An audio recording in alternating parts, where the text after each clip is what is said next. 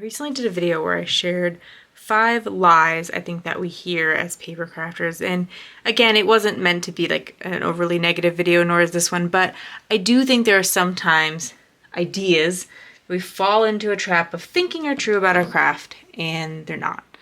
Hi, I'm Jess from JessCrafts.com, and I'm here to help you make the most of your crafty supplies and time.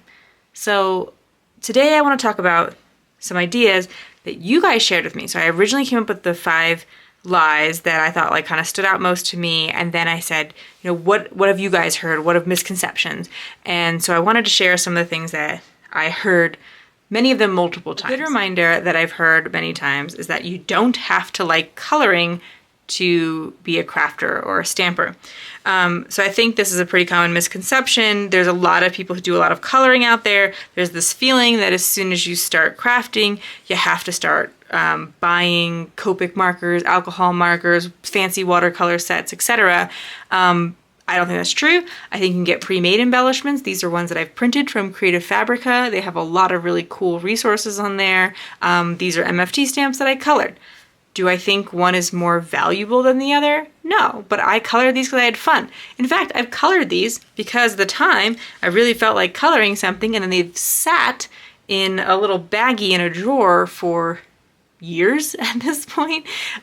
So, you know, coloring alone certainly doesn't make a card. I could probably whip a card together pretty quickly with them if I wanted to. But I do think, yeah, there's that feeling like you have to like coloring. And you might actually just have other ways of adding color to your card too. There's people like the layering stencils or ink blending, and you can do those, or you could just not do any of it. You don't need to own inks at all to craft. I've done plenty of crafting without even stamping a sentiment, because you can die cut a sentiment, you can get pre-printed sentiments, etc. So you don't need to own stamps and ink to be a card maker even. You certainly can, and you can do it for just basic things. You can do stamp layering. If you don't like coloring, there's so many other options out there. But yeah, I could definitely see how you would get the impression that you needed Copic markers to be a card maker. The next lie people said they heard a lot, or they felt like, you know, kind of came up a bunch, is that you need specialty organization. This one, I think it's one of those like kind of it depends. I personally have some specialty organization. Like this is specifically a glue holder. It holds glue bottles. It's from Make It by Marco, and I like it because it keeps the glue down at the tip. So when I'm ready to use it, I can, and I like it better than some of them make it stand upright, because those ones I think are easier to knock over, whereas this one, it's kind of already leaning on its side. So this is a specialty organization piece. It's like super big. You do not need anything fancy to hold a glue bottle. I mean, like that kind of sounds silly to you, that I, you know, would have something like this, but it's been incredibly helpful. Something I haven't bought is specialty organization for my pops of color. Shopper.com makes these really cool like clear cases, and if you like to display your products, like if you like to have like all your products all out around your craft room, they can be really cool. And again, I'm not knocking any one or any product. I am not saying these are bad. I'm saying that you need to make a personal choice about each of them. I keep mine in a used box. Think this held like not a cell phone, like some kind of like electronic, so it's pretty sturdy, which is nice, but I just put my pops of color in that box, and that works for me. So you do you.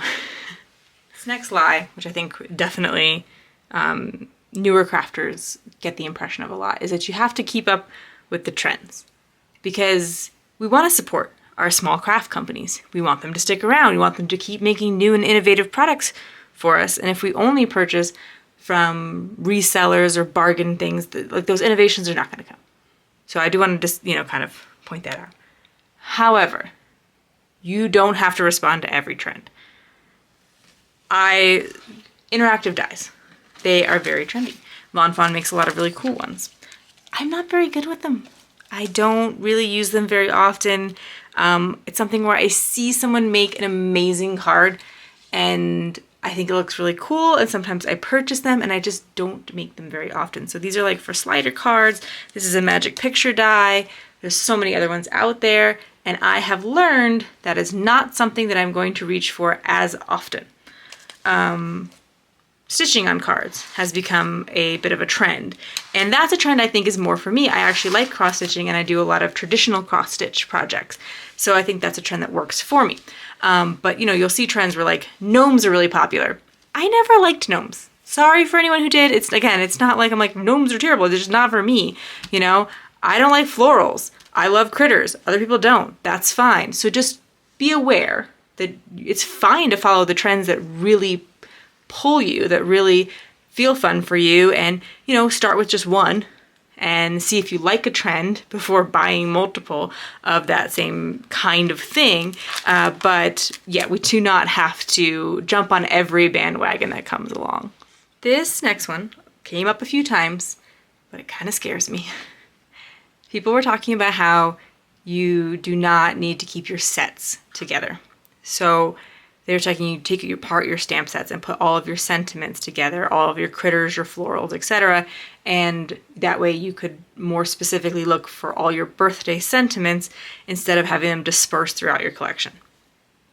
I gotta be honest, that's not for me. I don't think I could break up my stamp sets. However, I do see why it might be helpful with my dies, and I think I could handle it better with my dies. So like for instance, I have the scrapbook.com Yay tag die set, and I have word dies as a category in my die storage. So all my words are together, and I have a category for tags. And I put this in tags, but I'll probably never use the word yay, because when I'm looking for a word, I'm going to go to my word die section and it's not going to be there. So I probably need to sort this out, like pull it out, you know, make a little backer sheet for it so that I still know it's from the Yay tag die set in case, you know, people ask me sometimes what products I am using. I do want to link them. I support my channel with affiliate links.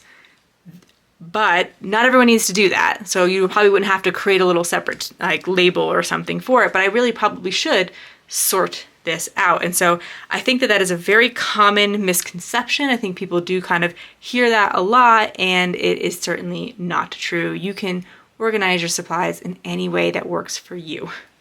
The last one I want to share with you today, a misconception a lot of people said that happens, is there's this feeling that you need a stamp or die for every occasion. So I have seen this where like there will be large Mother's Day dies that just cut out something like Happy Mother's Day. And they're pretty expensive, you know, $15, $18. I think to myself, wow, I make a handful of Mother's Day cards every year. It would take me many, many years to get the value out of that die. And I can't imagine if I had one for every more specific occasion like that. Now, if you make Mother's Day cards to donate to a, you know, nursing home, and you're gonna make 50 Mother's Day cards, well, sure, go ahead and buy that die. But I feel like there's this thought that we need like a specific stamp set for specific occasions, and it's just not true. Most of the time you can get by with something that you have in your collection. I was showing you these because these are actually weirdly specific dies for me, but these two in particular were freebies from scrapbook.com. You guys know scrapbook.com is one of my favorite places to shop, in part because there are fun freebies, because I probably wouldn't buy a die that said feel better, because I'm probably only going to make so many cards like that every year.